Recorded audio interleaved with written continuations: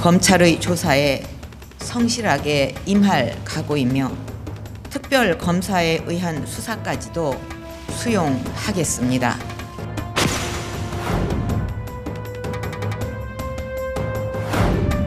대통령에 대하여 현재까지 확보된 재반 증거 자료를 근거로 피고인 최순실, 안종범, 정호성의 여러 범죄 사실 중 상당 부분과 공모 관계가 있는 것으로 판단하였습니다.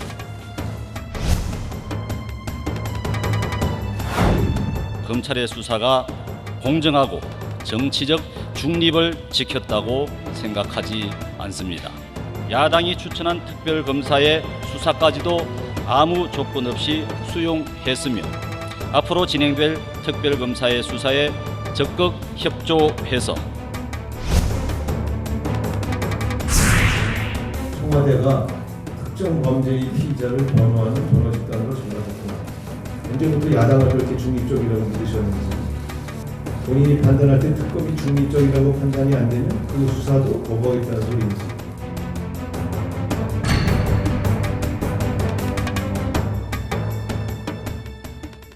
네, 우상호 원내대표가 아주 예리하네요. 네. 현직 대통령이 헌정사상 처음으로 피의자로 검찰에 입건되면서 정치권을 중심으로 좀 탄핵 논의가 급물살을 타고 있습니다.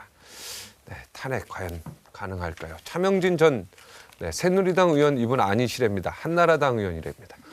진성호 전 새누리당 의원 이분 아니랍니다. 한나라당 의원이랍니다. 현경병 전 이분도 한나라당 의원이라고 강조했습니다. 이민선 변호사 함께했습니다. 어서 오십시오. 네, 오늘 한나라당 의원 나오고 오늘 특별 손님으로 김경진 국민의당 의원. 자랑스럽습니다. 요즘에. 자랑스럽죠? 네. 새누리당 안 간 거 자랑스러운가요? 네. 아, 굉장히 선택 잘했어요. 네. 네. 근데 지금 누구도 국민학교 시절에 국민학교 나왔다고 안 그래요. 초등학교 나왔다고 그러는 거니까 네. 우리도 새누리당 의원 이렇게 하셔도 무방해요. 아, 그래요? 네. 아니 나는 근데 전 한나라당 의원하면 참 좋아요. 아, 그게 괜찮습니다. 네, 새누리당에서 내가 재미 본 게 없거든. 저기 바로 전 프로에서 김병준 총리 직무대행이 아니 뭡니까 지금? 내정자. 내정자. 네, 내정자라고 지금, 하면 그럼 맞습니다. 저분 이제 내정가 하면 되는 거 아닙니까? 어떻습니까? 내정이 된 겁니다. 아니 내정이 된 상태고 다만 그 국회 동의 절차를 거쳐야 하는데 그 절차를 야3당이 거부했기 때문에 지금 황교안 총리가 임시까지 했다가 다시 그 통과될 때까지라면서 총리 업무를 보고 있는 겁니다. 아니 국회 저 정식을 통보했어요? 동의서 안 온 걸로 알고 있습니다. 안 왔어요? 동의서 안 그러면 갔어요? 어떻게 되는 거예요? 아니, 김병준 내정자가 그 이야기했잖아요. 네. 방금 인터뷰에서 내각을 맡고 있다. 왜? 지금 안 그래도 야3당 화나 있는데 지금 총리 그 임준설 보내면 이거 뭐 한번 해보자는 거야 이렇게 되기 때문에 본인이 그걸 맡고 있답니다. 근데 제가 볼 때는 김병준 지명자는 훌륭한 분이긴 하지만 이분은 이제 미싱이 됐습니다. 그냥 어떻게 할 수가 없습니다. 언론에 발표만 했지 정식으로 국회 통보 안 하기 때문에 네. 그분은 지금 무국적 상태예요. 무국적 상태. 맞습니다. 그러니까 대통령이 지명을 해놓고 공식적인 절차를 더 안 밟았기 때문에 그냥 하늘에 붕 떠 계신 상태예요. 그럼 다만 어떻게 1%의 돼요? 가능성, 네. 히든 카드가 될 수 있다고 보는 이유가 야3당이 총리를 갖다가 합의를 하기가 쉽지 않습니다. 실질적으로. 네. 그렇다 그러면 마지막까지 가서 황교안 총리보다는 그래도 김병준 내정자가 낫다고 훨씬 낫죠. 야당이 이야기하는 순간 숨어 있다가 될 수도 있는데 나는 그렇게 생각 안 이 해요. 가능성은 저도 거의 네, 없다고 왜냐하면 봅니다. 보세요. 지금 김병준 김병준 교수가 뭐 주장하고 있어요?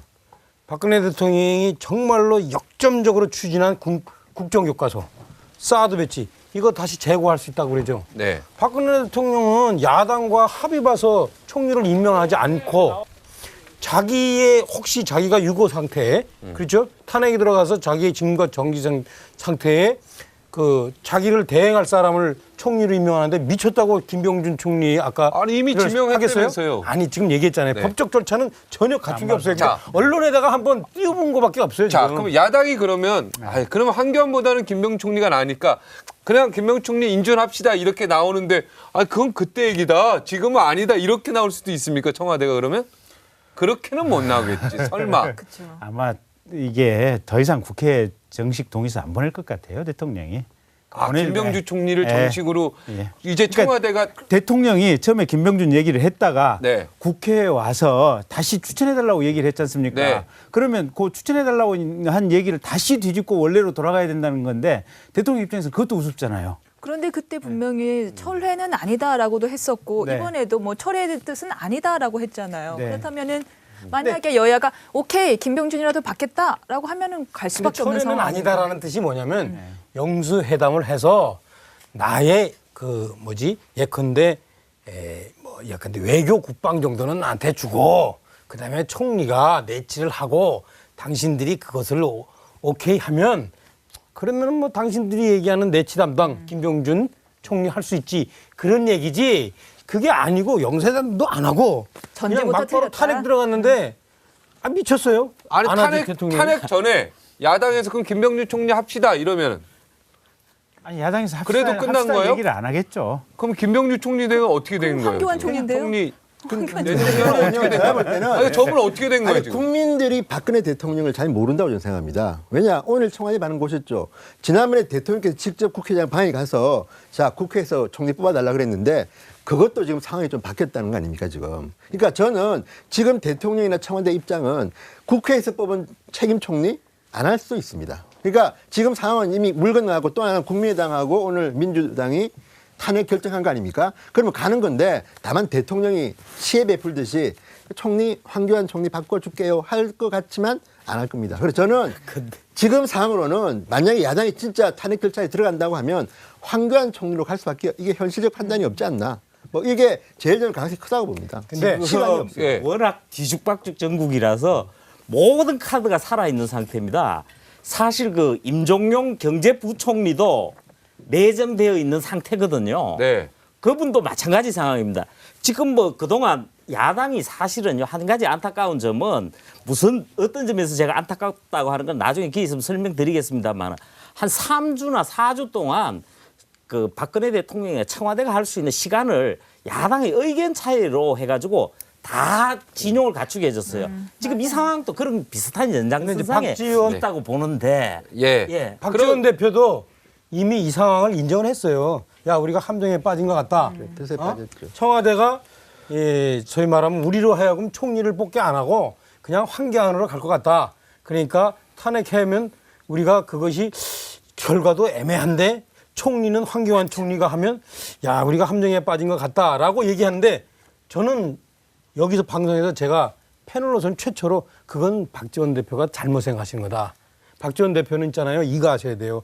지금 야당이 총리 뽑잖아요. 그러면 거기서 무슨 얘기 나오겠어요. 사드 무효화시키자, 국정효과도 무효화시키자. 그동안 모든 걸 무효화시키려고 들고 일어나면서 야당 내에서 아니야 그거는 조금 이따 해. 아니야 이거 밀어붙여야 돼. 난리가 납니다. 제가 볼 때 4.19 이후에 내각제 그 정부처럼 이 과도 내각에서 대행체제에서 혼란이 나면서 오히려 그러면 야당이 불리해져요. 보수층이 다시 진짜로 단결한다고요. 이거 안 되겠네? 그러면서 제가 볼 때 야당한테는 더 불리해지니까 이거는 제가 볼 때 박지원 대표가 이걸 보시면 이거는 황교안 총리 그냥 받아서 가세요. 그래가지고 황교안 총리로 가면 야 국민들이 이렇게 얘기할 거야. 야 박근혜 대통령 진짜 고집세다. 응? 저게 뭐냐. 정말 물러나면서도 진짜 자기 총리 그대로 심내 이렇게 얘기하면서 다음에 바꾸자 이런 생각이 들지. 박지원 대표가 지금 제가 볼 때는 좀 아니 야당 의원께 여쭤보자고요. 그러면 황교안 국무총리로 가실 거예요? 안 가야죠. 네, 안 가야지. 여봐 이게 양심적인 대답인데 박지원 대표는 이제 구단이다 이 말이잖아요. 그죠? 바둑 구단이다 이게 정치 구단이다 박지원 이거 대표도 계속해서 지금 민주당이나 지금 정의당 쪽에 새 총리 빨리 선임하자고 얘기를 지금 하고 있어요. 네. 근데 어쨌든 지금 민주당 쪽에 이제 추미애 대표가 워낙 지난번에 이제 이렇게 법발기질이 네. 좀 세다 보니까 네. 조금 스텝이 좀 꼬인 면이 있어요. 근데 네. 어쨌든 지금이라도 빨리 해야 돼요. 지금이라도 빨리 해야 되는데 청와대가 이제 안 받을 것 같은데. 그러니까 제가 제가 볼 때는 안 받아요, 청와대. 제가 볼 때는 박근혜 대통령이 아니 어제까지는 내가 국회의장한테 자 여야 합의해서 뽑아주시오. 니들 안 했지 않느냐. 두 번째 지금 나를 탄핵하겠다고 하잖아요, 지금. 그리고 검찰은 나를 지금 피해자 신분으로 몰고 가고 있는데 상황이 바뀌었지 않습니까? 미쳤냐, 이거지. 그전에는 내 임기 다 채우고, 박근혜 대통령 입장에서 보면 내 임기 다 채우고 여러분이 총리해 주시면 뭐 내치외치 갈라서 할게요 했는데 지금 상황은 이게 아닌데 탄핵하겠다는 분들한테 총리 줄까요? 저는 대통령이 그런 분은 아닙니다. 그러니까 네, 대통령이 잘 모르는 것 같아요. 저는. 자, 여기서 이거 하나 하죠, 그러면. 황교안 총리로 간다. 내 거 없어요. 내 거 이거 해. 네. 황교안 총리로 간다. O. 아니다. X. 아니 그러니까 예상이에요, 당위예요. 예상. 하나, 둘, 셋. 자기 주장을 얘기해요. 여기는 무조건. 예상. 자기 주장. 이거 황교안 총리로 간다. 3대 2인데. 우리 현경병 의원은 네. 아니 전부 다 동그라미인 줄 알고 저라도 그냥 아무 생각 없이요. 네, 생각 없는 분이군요. 아니 네. 그런 차원보다도 네. 사실 야당의 관심은 다른 데 있어요. 네. 지금 총리를 누구를 하느냐보다는 그건 관심 없다. 민주당 같은 경우는 퇴진 운동을 하고 네. 또 국민의당 같은 경우는 퇴진 서명 운동을 하고 다니고 있단 말이에요. 네. 그렇게 해가지고 대통령 퇴진 차원에서 그러니까 쉽게 말해서 정치적 차원으로 큰 흐름으로만 가려고 하는 것 같은데 지금 이 부분도 신경 쓰셔야 돼요. 제가 볼 때는 저도 옵니다. 왜냐면요. 이제는 청와대가요. 뒤에 배순위를 치고 가는 거예요. 이제는 뭐 더 이상 없어요. 더 이상 선택의 길이 없어요. 황교안 총리로 가고 탄핵이 결정됐는데 이제 와서 다른 카드를. 근데 들고 가기가 야당이 쉽지 않죠. 왜 총리를 딱 적재적소에 딱 빨리 타임리하게 딱 총리 한 명 딱 세워서 이렇게 총리 아까 이렇게 못 세우는 줄 아세요? 박근혜 대통령이 좀 국회 와서 해달라고 그랬을 때 왜 못 세우냐면 이 총리가 상당히 과도적인 총리가 대행 총리가 각 대선 주자 입장에서는 참 중요하거든. 이 사람이 어떻게 전국을 관리하느냐에 따라서 그래서 야당도 국민의당 입장하고 민주당 입장이 그렇죠. 다르다고. 이 다음 대선 주자가 네. 상당히 무슨 일정 짜는 거 이거보다 이슈를 딱딱 제기해가지고 지금 안철수한테 유리한 이슈, 문재인한테 유리한 이슈 이거 제기하는 것에 따라서 확 지지도가 달라져요. 지난번에 보세요. 메르스 하나 때문에 박원순 시장인가 그 양반? 그분이 팍 떴다가 또 그게 사라지니까 쫙 죽잖아요. 근데 쫙 선거 얼마 안 나고 이게. 근데 이게 일단 이 얘기를 드릴게요. 야당 입장에서는 대통령이 황교안 총리로 끝까지 가려고 하는 의지를 가지고 뜻이 변했다고 할지라도 그건 대통령 뜻이고 야당은 야당 그대로 원칙대로 해야 돼요. 네네. 저희는 제시를 해야 그렇죠. 되고. 제시하겠죠. 두 번째, 임기 말에 총리가 물론 이제 지금은 박근혜 대통령이 범죄 피의자인 상태의 총리이긴 하지만 과연 김대중 대통령도 임기 말에 사실상 거의 반식물 상태였어요. 네. 그때 실은 보면 야당의 동의를 얻어서 총리를 임명을 했어요. 네. 그 총리 있다 그래서 무슨 특별한 탄핵 영향을 못 미쳐요. 그러니까 지금 총리가 들어온다 그래서 그 사람이 이슈를 던진다 그래서 무슨 안철수 문재인 사이에서 대권 가도에 큰 키를 틀 수 있다. 저는 그렇게는 생각은 안 해요. 추산을 좀 튕기는 쪽이 저는 망한다고 보는 이유가 실제로 전 야당이 총리를 단일적으로 선출하기 힘들다. 대신에 촛불 집회 현장에 가보십시오. 거기 목소리는 뭐냐면 총리가 중요한 게 아니고 박근혜 대통령 빨리 퇴임하십시오입니다. 그 방법은 국회 니들이 하라는데 국회 니들이 힘이 없고 능력이 없어 지금 헤매고 있는 게 그러니까 저는 한 두 주 더 지나잖아요. 그러면 촛불이 이제는 여의도로 갑니다. 니들은 바보냐 뭐냐 우리 뽑아놨더니 지금 이게 장난이 아니라 박근혜 대통령들은 이해할 만한 게 아니 나를 지금 탄핵한 다음에 두 당이 지금 그런데 얼마 전에 조건 책임 총리 뽑아주세요? 없어요 지금. 게다가 저는 어제 깜짝 놀란 게 뭐냐면 아니 공소장을 갖다 읽는 걸 보고 아니 검찰이 변했네? 어제까지는 정치검찰이었다.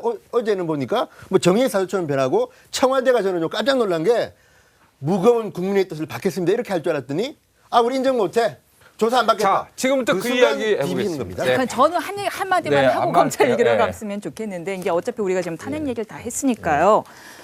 했으면 좋겠는 게 저는 이 주판을 튕기는 국민의당 말고요. 더불어민주당에 정말 화가 많이 났어요. 이거는 정말 욕먹어 마땅합니다. 이번 사태에 대해서 책임은 아닐지언정 욕은 먹어 마땅한 게 플랜 B를 생각을 했어야죠. 무조건 자진하야만 정권 퇴진, 자진하야만 생각을 하고서는 책임 총리 노하고 주판을 굴리고 있다가 스텝 꼬여버렸잖아요. 요거는 요거 스텝대로 가고 요건 요거 스텝대로 책임 총리 하라라고 할 때 언론 받은 다음에 탄핵은 탄핵 받을 생각을 했었는데 순진하게 박근혜 대통령께서 그래 내가 물러날게 그것만 기다립니까? 그리고서는 주판을 튕기고 앉아 있어요. 결국 이렇게 되니까 총리 바뀌어야 되는데 총리 안 바꿨는데 어떻게 탄핵해? 지금 이러고 있는 상황인 거잖아요. 나는 이거는 둘 중에 하나라고 생각해요. 이 더불어민주당의 지도부가 무능했거나 아니면 고의적으로 정권 불안정을 의도했거나 둘 다 정말 나쁩니다. 네, 근데 우상호 원내대표가 말은 굉장히 잘했는데 제가 좀 덧붙여도 지도부는 되겠- 무능했다. 뭐 이런 제가 좀 덧붙여도 오늘 그런 되겠어요? 의견이 많았습니다. 예. 민주당이 잘못한 부분이 지금 많다. 마침 말씀하셨으니까 그렇고 우리 김 의원님이 계시다고 해서 국민의당을 높게 평가하다는 것은 아니라 국민의당은 사실상요 한 번의 변화 외에는 입장이 일관되게 왔습니다. 거국 내각 총리를 받자라고 주장을 했다. 그거 뒤집은 거는 있어요. 근데 일관되게 왔고 더민주는요 아까 제가 뒤죽박죽 전국이라 그랬는데 굉장히 갈팡질팡합니다. 제일 처음에 개헌 주장하다가 받겠다 그러니까 없게 하자. 그 다음에 특별검사제 받자 그러니까 막상 요구하다가 받으니까 개별 특검 하자 그러면서 협상도 거부해버리고 그다음에 거국 내각 주장하다가 막상 거국 내각도 받겠다 그랬거든요. 그러니까 진상조사부터 먼저 하자 이러면서 또 거부해버렸어. 그다음에 국회 추천 총리 그걸 하겠다. 그것도 마찬가지 또 뒤집어 버렸어요. 그러다가 돌고 돌아가지고 지금은 잘 꼬였어요. 퇴진 운동도 하면서 탄핵에 합류한 꼴이 돼버렸어요. 근데 그거는 내가 이유를 얘기해 줄게요. 이게 촛불에 화들짝 놀란 사람들이 청와대죠.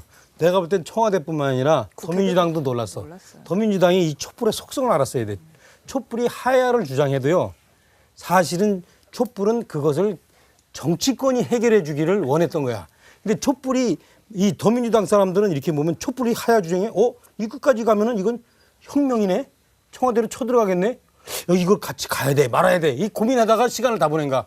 근데 더민주당은 내가 보니까 정치 별로 안 했는데 국민의당 정치 별로 안 했는데 이 사람들이 제가 보니까 상당히 그 영민하더라고요. 그러니까 주판을 튕긴 거죠. 그러니까 양수를 같이 둔 거야. 박지원 대표가 있잖아요. 그러니까 비서실장도 하고 다 했잖아요. 한편으로는 하야운동에 네. 가면서 이 하야운동은 이게 곧 혁명은 아니거든. 혁명은 지도부가 있어야 돼요. 네. 하야운동 가면서 그러는데 정치적으로는 이거를 있으면 타협적으로 내각제로 짧게 잠깐만. 하더라고. 자, 박지원 민주당이 대표, 없기 내일 때문에 출연합니다 여기. 민주당이 없기 때문에 저 반론을 좀 할 네. 공정성을 위해서 네. 제가 민주당이라면 이런 말을 하고 싶은 게 자 그래서 사실은 우리가 모든 걸 원하는 대로 다 할 수가 없으니까 우리 추미애 대표님께서 그날 대통령과 만나려고 했다. 왜 지금 박지원 위원장이 지금 만나자고 하잖아요. 지나 보니까 그게 절묘한 수였구나. 뒤늦게 알고 한 거지. 민주당은 애초부터 조금 우리가 양보해가지고 대통령 만나서 한번 물어보려고 했는데 당신들이 막지 않았느냐 이거 제가 볼 때는 그러니까 민주당 입장에서 제가 볼 때는 할 말이 없지는 않다. 다만 제1야당 의석수가 좀 차이가 나지 않습니까? 여기랑 저기랑은. 그런데 왜 우리를 인정 안 하느냐 이런 거고 두 번째는 새누리당하고도 늘 하고 싶으나 이정현 대표가 우리는 마음에 안 든다. 대화가 안 된다. 그래서 이까지 온 거기 때문에 민주당 입장도 조금 이해는 해달라. 이런 반론 정도는 저는 그쪽 할 수 있을 것 약간 같아요. 이 논리가 약해요. 예. 박근혜 대통령이 사실상 버티기로 돌아서면서 그 사안의 유불리에 따라서 청와대가 지금 말을 굉장히 바꾸면서 이중적인 모습을 보이고 있습니다. 오늘은 청와대 이중 플레이 이런 주제로 자세히 짚어보겠습니다. 첫 번째입니다. 예, 첫 번째 뜯는 것도 제가 뜯을게요. 네, 첫 번째 검찰 조사 특검 성실히 받겠다더니 이제는 검찰 조사 못 믿겠다. 검찰 조사 자체를 거부하는 지금 초강수를 뒀어요. 청와대 어떤 전략을 짜고 있는 겁니까? 이거 이제 특검도 거의 내가 볼 때 받지 않을 수도 있고요. 그죠? Maybe. 이제 특검까지도 인정 안 할 수도 있고 특검 조사에 응하지 않을 수도 있어요. 네. 지금 청와대가 내가 볼 때 만약에 청와대가 내가 만약에 수석이라면 나도 이렇게 주장했겠어 보니까. 그죠? 누가 봐도. 특검 법은 받죠, 당연히. 특검 법은 받는데 법은 받죠. 예. 일단 발목을 한 번은 잡아놓을 거예요. 특검, 그러니까 특별검사에 대해서만큼은 국민의당 1명, 민주당에서 1명, 2명을 올리는데 그 부분이 대통령이 그중에 1명을 임명해야 되는데 둘 다가 마음에 안 들 거거든요. 제가 볼 때 지금 청와대에서 중립이라는 것은 청와대 입장의 중립이거든요. 저 중립이란 게 내 편 중립이거든요. 내 편. 그러니까 내 편이 없을 때에 그런 발목 단지 하나는 걸어놓을 가능성이 있다고 봐야 됩니다. 청와대는 근데 이렇습니다. 이게 저 중립성을 중립 특검이라고 얘기한 거는 특검한테 좀 중립을 지켜달라라고 요구를 한 거고 이후에 벌어질 일들에 대해서 특검이 중립이 아니야라고 자기들이 이의를 제기할 수 있는 그런 그 근거를 잡기 위해서 그래요. 왜 결국엔 판단은 누가 합니까? 여기 변호사들 계시면 판단은 검사도 안 하고 변호사도 안 하고 판사가 하잖아요. 그러니까 판사한테 이런 부분을 어필하기 위해서 저 얘기하는 거고. 그런데 저 중립성을 언급한 사람은 유영하 변호사 아니었어요? 그렇죠. 그러니까 유영하 변호사가 약간 우리 안 그래도 대기실에서 메인 뉴스 하는 앵커랑 그 얘기를 했는데 유영하 변호사가 박 대통령 안 튄 것 같다. 제발 좀 왜? 제발 좀. 나오지 않았으면 좋겠다. 제발 좀. 아니, 그러니까 괜히 오해 네. 삼을 맞아. 자꾸 해요. 그 점인데 예. 저는 유영하 씨가 왜 갑자기 뜬금없이 변호인이 저런 말을 하는지 모르겠는 게 어제 저는 이런 생각을 좀 했습니다. 만약에 저런 얘기를 한다면 그거는 청와대 홍보수석이나 누군가가 해야 됩니다. 그리고 법적인 문제는 변호사가 해야죠. 근데 유영하 씨는요. 지금 공적인 인물이 아니라 개인 변호사입니다. 그것도 박근혜 대통령이 사회적으로 범죄 혐의를 받아가지고 그 개인 변호사인데 문제는 이분이 저거 먼저 발표하지 않았습니까? 그리고 그다음에 대변인이 거의 비슷한 내용을 발표했는데 유영하 씨가 발표했던 그 문서 파일의 아이디가 청와대 민정수석실의 행정관의 그러니까 검사 시절의 이메일 주소하고 같습니다. 무슨 이야기냐면 청와대 민정수석실 컴퓨터에서 유영하 씨가 저걸 작성했다는 거죠. 그러니까 말은 뭐냐면 청와대 변명은 왔다가 컴퓨터를 빌려줬다는 건데 일반 국민이 보기에는 민정수석실하고 유영하 변호사가 공동작업한 거 아니냐. 왜? 그렇게 되면 문제가 뭐가 생겼습니까? 왜 박근혜 대통령이라는 개인의 어떤 문제를 국가 세금으로 일하는 청와대 참모들이 거의 달려들었냐는 거죠. 의혹이죠. 근데 지금 청와대 저 변명은요. 컴퓨터를 빌려줬다? 이거는 국민들이 수용하기 힘들 뿐만 아니라 만약에 대통령이 개인 변호사가 아니라 민정수석실의 검사나 민정수석까지 동원해서 지금 이런 문제에 대해서 대응하고 있다면 이것도 제가 볼 때는 불법입니다. 문제가 있죠. 청와대 홈페이지에 쫙 가보세요. 이것이 팩트다 해가지고 10개 올라왔잖아요. 이미 청와대가 대한민국 국가를 운영하는 순회가 아니라 뇌수가 아니라 지금 박근혜 대통령의 범죄 행위에 대해서 범죄 행위를 보호하기 위한 그 변호사 사무소가 돼버렸어요. 이렇게 간단히 보시면 돼요. 그냥 대통령 자체가 범죄자예요. 검찰 판단에 따르면 범죄 혐의자. 범죄자예요. 네. 대통령이 범죄자예요. 아니 판결을 안 내렸으니까 혐의자로 합시다. 저 이거 생각해 보셔요. 그 한 3달 전쯤에 최순실 뭐 어쩌고 하니까 청와대 대변인이 그랬지 않습니까? 대한민국 국기를 흔드는 유언비어는 우리 사회에 발을 붙여서는 안 된다고 얘기를 했죠. 그랬죠. 예. 이원정 비서실장 국회 나와서 뭐 최순실 청와대 들락날락하고 뭐 문건 모른다니까 그게 왕조 시대나 있을 수 있는 일이지. 아니 무섭죠, 뭐. 저 이중 플레이 뭐 특검까지 수용 뭐 이런 소소한 거짓말 가지고 보죠. 그거 보셔요. 전체적인 흐름이 온통 거짓말이에요. 네. 온통 거짓말이에요. 네. 그냥 거짓말 집단이라고 보시면 돼요. 거짓말 집단이라고 보시면 그런데요. 돼요. 지금 검찰 수사를 말씀하셨으니까 드리는 말씀인데 검찰 수사는 맞아요. 범죄자로 봤어요. 그런데 알맹이는 빠져 있는 걸로 보이는 거죠. 그 점이 뭐냐 하면은 한 17군데에서 언급이 되죠. 뭐 공모하여. 그런데 죄명들이 다 직권남용 이쪽이란 말이에요. 강요. 왜 직권남용과 강요냐라는 거죠. 직권남용과 강요가 뭐냐 하면은 뭐 그룹에 돈 내놔라. 우리 재단 좋은 일 할 테니까 돈 좀 내놓으시오에 주범 아니면 공범으로 봤다라는 건데 그렇게 직권남용과 강요로만 가게 되면요. 문제는 박근혜 대통령이 스스로 얘기한 나는 선의였소를 뒷받침해버리는 게 되는 거예요. 근데 약간 권리를 벗어나서 했을 뿐 아이고 선의는 맞기는 맞았네. 국민들은요. 그렇게 안 봅니다. 그거 선의로 안 봐요. 요즘 시대가 어느 때인데 문화 가만 냅두면 알아서 잘 돌아가고 보조금 받고 싶은 재단들이 얼마나 널렸는데 굳이 청와대가 나서고 기업 목표 잡고 내놓으세요 합니까? 그거 선의로 안 봅니다. 즉 뇌물로 봤어야 되는 건데 뇌물이 빠져 있다라는 것은 겉만 화려하게 공모에 박 대통령 들어갔지 제일 중요한 포인트가 빠지고 선의를 오히려 뒷받침해 주는 게 되는 게 아니냐라는 비판이 자, 있습니다. 김경진 검사 한마디 해주세요. 그래서 검찰을 좀 대변해 주세요. 김경진 검사. 검찰을 대변 못 하겠고요. 네. 질문 맞습니까? 맞아요. 감사합니다. 그러니까 최근에 한 일주일이나 열흘 정도는 인제 검찰 같은 것 같아요 보면. 네. 근데 열흘 이전부터 검찰을 보면 저게 검찰일까 뭘까? 그러니까 전부 언론에서 취재해가지고 객관적으로 태블릿 PC 컴퓨터 해가지고 이 자료를 들이내니까 그때서 검찰이 뛰어다니면서 수사하고 압수수색하고 그렇죠. 그것도 뛰는 척한 거예요. 그러니까 언론이 수사해서 다 마련해 놓으니까 그때서 검찰이 하는 척한 거예요. 그러다 최근에 한 열흘 정도 이제 수사를 하는 것 같은데 수사도 중앙지검장이 나와서 뭐 발표를 하고 대통령과 공모하여 이러니까 뭔가 청와대에 대해서 세게 수사를 하는 것 같은데 임 변호사님 말씀하신 대로 실은 핵심 알맹이가 싹 빠져버린 거예요. 핵심 알맹이가 그거는 뭡니까? 제가- 뇌물죄? 뇌물. 그건 이제 반론을 할게요. 근데 저는 그렇게 안 보는 검찰에서 게, 나오셨군요. 자, 검찰이 어제까지 검찰 보고 저는 계속 주장했습니다. 너무 게으르다. 게으른 검찰. 근데 어제 제가 공수장을 좀 보니까 그동안 검사들이 놀고만 있지는 않았구나. 굉장히 많은 그 혐의들이 나오는데 심지어 무슨 정유라 초등학교 친구 아버지가 하는 조그만 회사의 일감까지 몰아줬는데 네. 그렇다면 검찰이 놀자다. 두 번째, 뇌물죄가 왜 없느냐. 대통령께서 지금 조사를 안 받지 않았습니까? 그리고 또 하나는 지금 삼성이 문제인데 삼성이 지금 35억을 어쨌든 그 비대기라고 정유라와 최순실이 주주로 있는 독일 회사에다가 송금을 했습니다. 그러면 이걸 지금 파고 있는데 저는 이걸 팔 거라고 봅니다. 그리고 조만간 추가로 뇌물죄, 제3자 뇌물죄든지 제3자 뇌물이죠. 네. 들어갈 건데 그중에 하나가 오늘도 재밌는 기사 하나 나왔습니다. 뭐냐면 그중에 하나 포인트가 바로 정유라 친구 아버지 회사입니다. 그게 뭐냐면 어제는 그까지 나왔는데 오늘 아침에 나온 이야기는 뭐냐면 최순실이가 그 회사로부터 샤넬백 1,100만 원짜리 샤넬백과 4천만 원을 받았다는 거죠. 그럼 뇌물 공여죄 성립이 되네 이거. 제3자 뇌물죄. 아니. 안 돼? 들어보세요. 선물 받은 거 가지고는 안 아니, 돼요? 들어보세요. 끝까지 얘기인데. 아니, 들어보고 그거는 이야기해요. 공무원이 아니니까. 자, 본인이 받았다는 게 아니라 받은 거 아닙니까? 그 다음에 이 사람이 대통령이 해외 순방하는데 이 조그만 회사의 사장이 같이 갑니다. 네. 그렇다면 대통령이 어쨌든 간에 그 정몽구 어마어마한 글로벌 컴퍼니의 회장을 만난 자리에서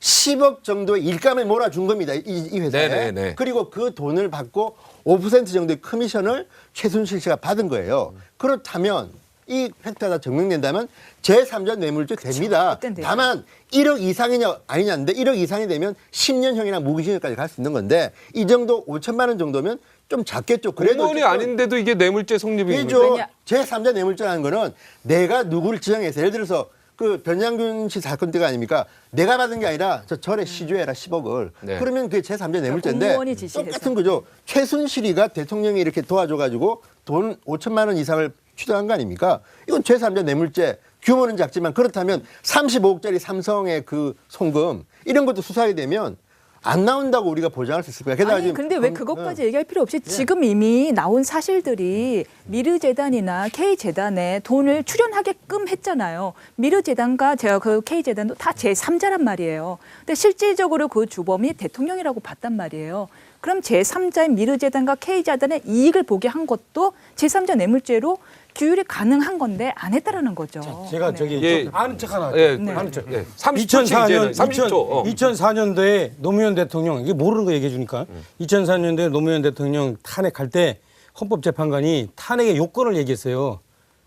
첫 번째 뇌물, 두 번째 횡령, 세 번째 국익에 해가 될 때, 네 번째 타 헌법기관의 권한을 침해했을 때 이 네 가지예요. 그리고 엔드 중대한 범죄. 자, 지금 있잖아요. 봐봐요. 이번에 그 K재단, 미르재단과 관련해서 거기에 제3자 뇌물죄를 그것을 부여 안 한 것이 왜 중요하냐. 그건 큰 등치가 크거든. 744억짜리.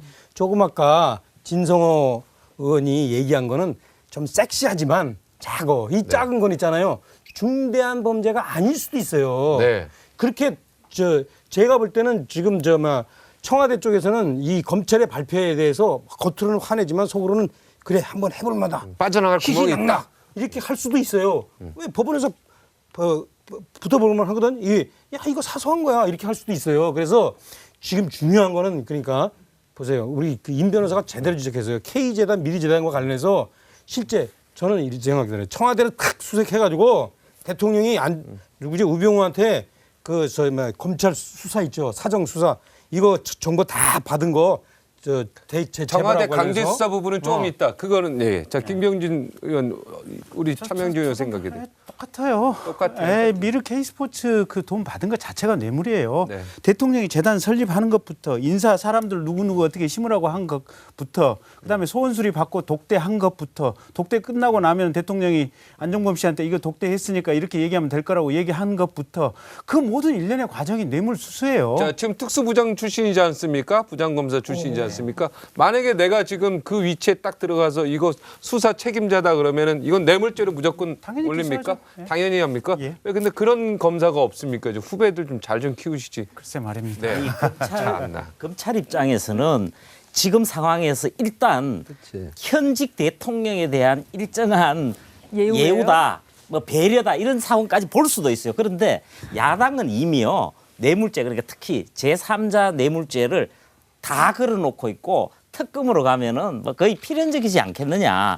탄핵의 요건상에서도 필요하고 국민적 분노나 예. 국민이 원하는 요구 사항을 들어주기 위해서도 반드시 들어가야 될 사안이에요. 네, 짧게 하나만 더 첨가하면요. 네. 지금 차명진 전 의원이 두 개로 좀 혼란스럽게 만들었는데 하나는 탄핵 문제가 있고 또 하나는 법적인 처벌 문제가 있습니다. 근데 확실하게 구분해야 되고 네. 지금 헌법학자들은 대부분이 거의 뭐 대부분이 지금 정도만 해도 탄핵에는 탄핵된다고. 아무 문제가 없다는 것이고 네. 다만 혐의는 꼭 그게 좀 간단하다고 보지 않는 게 재단으로 간 돈이 어떻게 최순실한테 가고 이를 갖다 입증하려면 법적으로 아직 미진하기 때문에 그런 거지 지금 어제 이영렬 본부장도 말 들어보면요 거의 뇌물죄 수준까지 갔습니다. 네. 다만 이런 건 있겠죠. 정치적으로 특검도 놀면 안 되니까 야, 우리가 해놓을 테니까 특검 니들이 그러면 마지막 저만 하나 찍어. 활용점점은 그렇죠. 네가 찍어. 뇌물죄 그럴 수 있는 거지. 어제 나온 것도요. 나온 것만 봐도 저는 뇌물죄 가능성이 굉장히 그러니까 99%. 진성호 의원 말이 맞는 게 이영렬 본부장 얘기도 뇌물죄로 의율하려면 충분히 적극적으로 할 수도 있는데 네.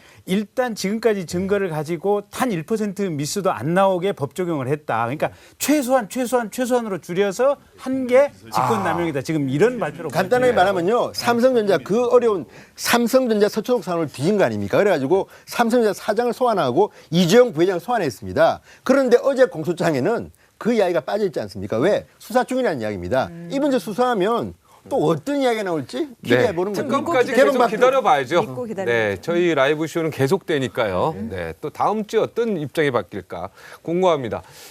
이거 지금 또 화제입니다. 야당에서는 최고 실세로 지목된 김기춘 전 비서실장 그리고 우병우 전 수석에 대해서 왜 검찰이 구속 수사를 하지 않느냐? 이거 진짜 막 답답해하는데 주승용 국민의당 비대위원이 드디어 국민의당에서 이제 칼을 뽑았습니다. 한번 발언 들어보겠습니다. 우병우 전 수석은 최순실 3인방 그리고 핵심 세력들이 국정을 농단함에 있어 마땅히 이를 규찰하고 못하게 말렸어야 하는 그런 지위에 있었음에도 불구하고 그걸 만끽하고 과실을 공유했던 그런 사람입니다. 박근혜 최순실 국정농단의 중심에 있는 사람이 김기춘, 우병우입니다. 김기춘은 지금도 대통령의 뒤에서 자신이 저지른 음모를 무마하기 위해서 머리를 싸매고 있을 것입니다. 네, 검찰 수사 발표에서 김기춘 그리고 우병우 이 두 분의 이름은 없습니다. 여기에 또 국민들이 굉장히 공분하고 이분들이 사실은 요즘에는 김기춘 전 비서실장이 몸통이 아니냐 이런 얘기까지도 저 언론에서 사설로도 굉장히 많이 나오고 그랬는데요. 자, 여기에 대해서 논해 보도록 하겠습니다. 오늘 우리가 이 흐름을 잡으면서 저는 조금 생각이 다른 부분이 검찰이 마지막 부분 나름대로 애쓴 거는 모르는 바는 아니겠으나 전반적으로 부실 수사였어요. 언론 수사, 정치 수사보다도 못했어요. 그런데 이제 남은 게 더 중요하단 말입니다. 특검하고 국회 국정조사인데 국회 국정조사는 국회 차원에서 특히 청문회를 할 수 있고 주요 정인들 특히 김기춘 전 비서실장이나 우병우 전 민주수석을 정인으로 그 다 참고인으로 채택을 했어요. 네. 그래 해서 따질 부분이고 특히 특검을 통해 가지고 네. 이분들에 대해서까지 포함을 해서 명확하게 밝혀낼 수 있다고 봅니다. 해야 되고요. 네. 근데 나는 생각에 내가 해보면 여러 번 해보면 국정조사에서 새로 나온 적 한 번도 없어요. 실제 증인들이 와가지고 지금 수사 중입니다. 검찰 수사 중입니다. 얘기하면 이제 이번에 국정조사 하실 텐데 그렇게 하면은 수가 없어요. 이걸 줄이를 틀 수도 없고. 예, 김기춘 우병우 얘기 좀 해주세요. 국정조사 얘기를. 아니, 김기춘, 우병우. 우병우. 주제에서 벗어나는 얘기죠. 제가 김기춘, 우병우, 김기춘 저 실장, 전 실장을 만나본 경험에 하면 우병우 씨는 잘 모르겠어요. 그냥 여기서 객관적으로 막 얘기하면 막 광분해서 그 사람 잡아놔야 돼요. 이게 아니라 객관적으로 얘기하면 저는 못 잡아놓을 것 같아요. 그 보통 예리한 분이 아닙니다. 제가 그동안 그 양반하고 몇 번 이렇게 교류한 바에 의하면. 근데 아까 저기 조홍천 민주당 의원인가 그러니까. 정확하게 만끽을 하고 그분들을 말렸어야 되는데 만끽했다는 단어 그리고 과실을 공유했다. 야, 이런 말을 했어요. 상식적으로 합리적 의심을 할 수밖에 없는 게 이 김기춘 전 실장은요. 단순히 이번 사태뿐만 아니라 아주 옛날부터 중앙정보부의 자, 대공수사과장인가 국장인가 할 때부터 이미 거기서 최태민 보고서 올렸다는 거 아닙니까? 이미 그 당시부터 이분은 최태민의 존재를 알 가능성이 있다. 아, 김기춘 실장. 그렇죠. 이미 중정 얼마나 잘나간 그럼요. 사람입니까? 중정이 두 번째 2006년 9월인가로 기억하는데 대통령 그러니까 박근혜 대통령이 당시 이제 의원 시절에 독일 갑니다. 그때 독일 갈 때 수행 단장이 김기춘 전 의원이고 그때 독일 교민들의 증언에 따르면 최순실과 정윤회가 그 행사를 갖다가 기획했다 이런 이야기들이 나오고 있거든요. 네. 그렇다면 자 김기춘 전 실장이 최순실의 존재를 몰랐다는 거는 상식적으로 이해하기 힘들다. 두 번째 청와대 비서실장 할 때 그러니까 김기춘 실장이 꽤 장수를 했는데 그 당시에 청와대에서 최순실이 국정농단을 한 거 아닙니까? 네. 그런데 그걸 몰랐다고 지금 주장하면 정말 무능하고 나태했던 실장이고 알면서 지금 저렇게 거짓말을 한다면 법적으로 도망갈 구멍은 만들었지만 그런 거 아닙니까? 그래서 저는 김기춘 실장이 국민 정서상 이야기하면 네. 김기춘 전 실장이 최순실을 모른다? 진성 의원 이거는 뭐 님 의견에 전적으로 도저히 동의라는 게 보세요. 박근혜 정부 들어와서 처음에 허태열 실장 6개월 만에 갈렸던 6개월 거예요. 만에. 예, 그다음에 이병기 실장 거기도 한 8개월 했나요? 이병기 실장도 얼마 못했어요. 지금 이원정 실장 조금 하다가 지금 이 피떡돼 있는 상태 아니겠습니까? 유일하게 아주 긴 시간을 김기춘 실장 오랫동안 그냥 안전하게 한 사람은 김기춘밖에 없어요. 2013년 8월부터 네. 2015년 2월까지. 그걸 어떻게 추론을 할 수 있냐면 김기춘은 문고리 3인방하고 타협을 했을 것이다라는 생각들이 스멀스멀 머릿속에 들기 시작하는 네, 거예요. 상식적으로 그렇죠. 네. 두 번째, 박관천 행정관이 2년 전에 했던 얘기가 있어요. 대한민국 국정 넘버원은 최순실이다. 민정비서관실 행정관이 알고 있었던 내용을 당시에 민정비서관인 우병우가 몰랐을까? 대통령 비서실장인 김기춘이 몰랐을까? 그다음에 최근에 여기 보면 그 김영한 비망록 나오지 않습니까? 보면 네. 민정수석 했다. 네. 그 양반 오죽했으면 몇 달 하다가 나와가지고 화병으로 술만 먹다가 돌아가셨거든요. 간암으로 술 드시다. 술 때문에 그런 예. 너무 속상해서 인터뷰 봤습니다. 예. 근데 그 비망록에 보면 여러 가지 깨알같이 지시한 내용들 나오지 않습니까? 홍성담이 어쩌고 뭐 문화예술인들 가운데 뭐 어쩌고 이러니까 얘들에 대해서는 철저히 어떻게 관리해라. 그런 내용을 종합해 보면 김기춘 씨가 국회에 나와서 증언한 내용들 위증도 상당히 많을 것이고 네. 그다음에 민정수석에게 그 비망록 부인할 수 없거든요. 예술인 무슨 블랙리스트 만들고 이런 업무방해죄 이런 부분도 충분히 성립할 것이고 검찰이 의지를 가지고 수사를 한다면 우병우, 김기춘 이 사람들도 상당히 엄혹한 처벌을 받아야 진짜 됩니다. 그 누굽니까? 그 돌아가신 최경락인 그 네. 경위 네. 그분에 대해서 지금 우병우 민정수석 시절에 뭔가 연관성이 있다는 거 아닙니까? 최근에 얘기했지 그렇죠. 않습니까? 거짓 증언 시켰다는 거 아니에요? 네. 그거 하나만 그거 죄 돼 안 돼요 검사에? 되죠. 그것만 되죠. 가지고 우병우 씨 그거면 때. 그 진술만 만약에 인정된다고 한다면 이 내가 흥분하면 안 되니까. 가만히 예. 보면 이 패널들이 나오면은 가만히 보면 객관적인 관찰과 자기 바람이 막 순간 뒤섞이는데 가만히 보면 제가 볼 땐 이래요. 자, 제가 사례 하나만 드릴게요. 우병우 씨 검찰 들어갔다가 자기 발로 나왔죠, 여러분. 검찰로 들어갈 때 팔짱 여러분, 끼고 조사받았잖아요. 여러분 지금과 같은 얘기 했죠. 저 사람이 바로 공범이다 얘기했죠. 근데 자기 발로 나왔어요. 그래서 제가 드릴 말씀은 물론 이렇게 객관적인 정황으로 보면 정말 나쁜 사람들이야. 최순실의 그 이 농단을 무르익고 농염하게 만들어서 거기서 과실도 좀 따먹고 그런 사람들 같아. 근데 제가 볼 때 현재 검찰의 수사력이나 네. 수사 의지 이런 거 보면은 과연 김기춘 씨 잡아낼까? 그러니까 저희가 어차피 뭐 검찰에는 별로 믿음이 안 생기니까 여기 국민의당 의원님 계시니까 우리가 물론 국정조사에도 큰 믿음은 없으나 이번 많은 부디 김기춘 우병우 수석 꼭 출석시켜서 철저한 조사를 김기춘 실장은 하나 혐의가 있긴 있어요. 뭐냐면 최근에 언론에 보도되기 시작한 건데 김기춘 실장이 지난번에 그거 기억나십니까? 성완종 전 회장한테 10만 달러 받았다. 그게 뭐냐면 독일 가기 직전에 10만 달러를 받았다는 그 이야기 났을 때 일본을 갑니다. 부부가. 네. 그때 이제 카메라를 찍혔는데 알고 보니까 그 일본 간 이유가 차병원의 이제 주선으로 일본 차병원에 가서 네. 뭐 면역세포, 줄기세포. 뭐 줄기세포과 같은데 이름은 면역세포라고 하는데 네네. 면역 줄기세포. 그 치료를 받으러 갔다는 건데 돈을 다 안 내고 뭐 일본은 반만 냈다, 50% 이런 냈다 얘기죠. 이런 이야기가 있는데 그렇다면 차병원이 어디입니까? 최순실도 이용하고 대통령도 이용하시고 그렇다면 검찰이 의지만 있으면 요새 뭐 별건 수사도 하고 원래 검찰이 그렇지 않습니까? 특수부자. 네. 그렇다면 그거를 지금 수사를 못하나? 저는 이건 의지의 문제라고 봅니다. 네. 네. 자, 이것 빨리 이제 순서 들어가겠습니다. 세계일보 조한규 사장이 지금 기다리고 계십니다. 예. 자, 두 번째는 우리가 뭐 아까 했죠, 이거. 상황 뱉다는 얘기 했고요. 자, 세 번째, 의혹만으로 하야 안 된다. 합법적 절차로 매듭된다. 이 얘기도 다 했어요. 다 했습니다. 오늘 굉장히 핫한 내용이 하나 있죠. 김종 차관과 관련해서.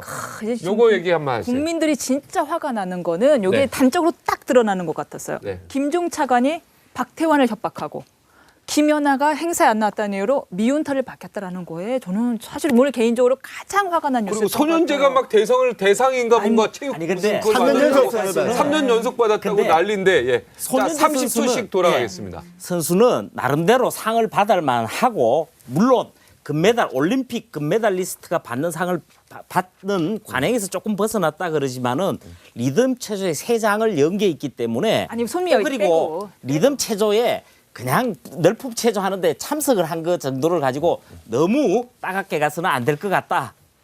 다만 그 아까 말씀하셨듯이 그렇죠. 김연아 선수하고 박태환 선수에게 했던 부분은 명명백백하게 밝혀서 명예를 회복시켜줘야 된다. 말도 안 이렇게 되는 결론 거죠. 지으면 우리 되겠죠. 국민들에게 얼마나 큰 기쁨을 준 어린 선수들인데 세상에 그걸 한낱 홍보의 도구로 이용을 합니까? 근데 손윤재 선수 이야기 알 수가 없는 게 이런 거 있습니다. 일단 손윤재 선수가 대학교 2학년 때 차원병을 이용했다는 건 이제 사실로 드러났고 두 번째 장시호의 연세대 뭐 체육교육관과 후배입니다. 네. 그다음에 아이디 카드 이런 것도 손윤재 엄마는 받았다는 거죠. 그러니까 보면 의혹들이 좀 있기 때문에 김연아 들어보세요. 김연아 박태환을 갖다가 쥐려고 했던 정권 아닙니까? 그렇다면 의혹이 생기는 건 당연하고 다만 손윤재 선수도 피해를 보면 안 되겠으나 의혹은 확실히 있는 걸 같긴 합니다. 제가 볼 때는. 네. 하여튼 뭐 손현주 선수가 괜히 지금 뭐 욕을 먹고 있는데 이거 그림을 오늘 많이 그려왔는데 예, 오늘은 뭐 앞으로 그림 안 그려오신다고 하는데 밤새서 그렸는데 앞으로요 이 주제를 가지고 좀 하시죠. 웬만하면 우리 요걸로 뜯는 것도 재밌는데 여기 그래도 한번 보여드리죠. 예, 장풍 신공이다 해가지고 뭐 합획 해가지고 공소장 했는데 예, 다 이해했어요. 이게 무슨 얘기인지. 네, 그리고 시베리아 벌판에서 보수신당 만든다는 얘기죠 지금. 누구는 빼꼼히 고개를 것만 내밀고. 나와서 혹시 이정현 옆에 여기 금이 있네요.